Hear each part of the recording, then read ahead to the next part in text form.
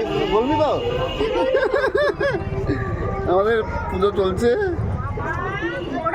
বাড়িপুর। হ্যাঁ অনুষ্ঠান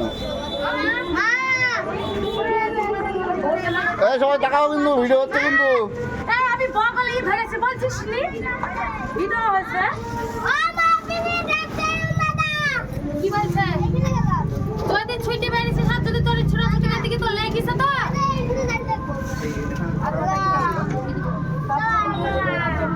তুমি সুস্থ মানুষ না তুমি ধর্ম দিবে না মা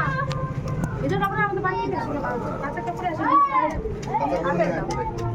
কি টাকা সংকল্প করালো